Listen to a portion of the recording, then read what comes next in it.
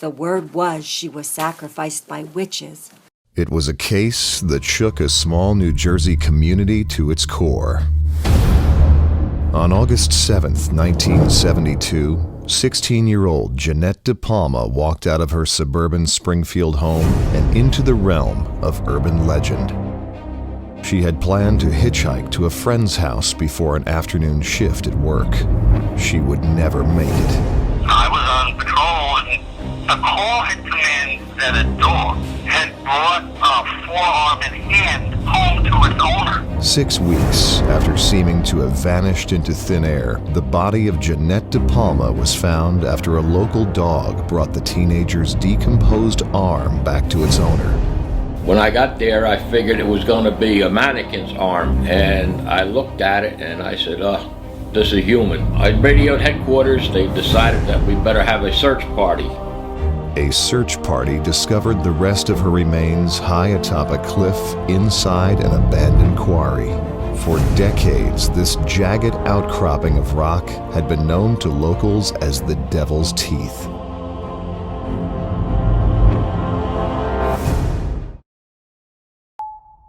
The girl's body was so badly decomposed that a cause of death could not be determined. According to the first responders who climbed the Devil's Teeth, Jeanette was found surrounded by occult objects, suggesting that some kind of ritual sacrifice had taken place. It looked like some sort of ritual had taken place. Once you see death, you don't forget the smell. While the police and the public were being distracted by these bizarre rumors, connections to other strange events occurring in the area were being overlooked, including the deaths of several other young women close by. Even before we started investigating this case, we knew that that whole area around the Watchung Reservation was just a very unusual hotbed of activity. A lot of it had to do with murder. It was a very unusual time. You had the De Palma murder. You had other famous murders at the time, like the List, where John List killed his whole family, and you had the story of the boy who killed his parents with an axe and then went and jumped off a suicide tower. As time went on, the De Palma case vanished from the headlines, and the residents of Springfield seemed more than happy to forget the event, despite the fact that no arrests were ever made.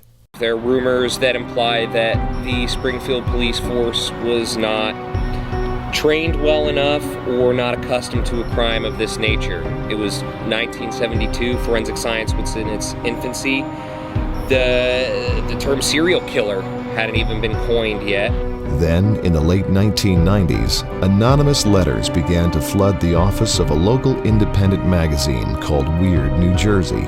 As Weird New Jersey's Mark Moran and Jesse Pollock tried to research this almost mythic cold case, they encountered numerous roadblocks, such as the Springfield police claiming to have lost Jeanette's case file in a flood, and the hesitancy of the slain teenager's acquaintances to go on the record to tell what they knew. Undeterred, Pollock and Moran continued to dig deeper into this mysterious and baffling case, and shocking discoveries would be made. Now, 4 decades after the murder of Jeanette De Palma, the truth can finally be told.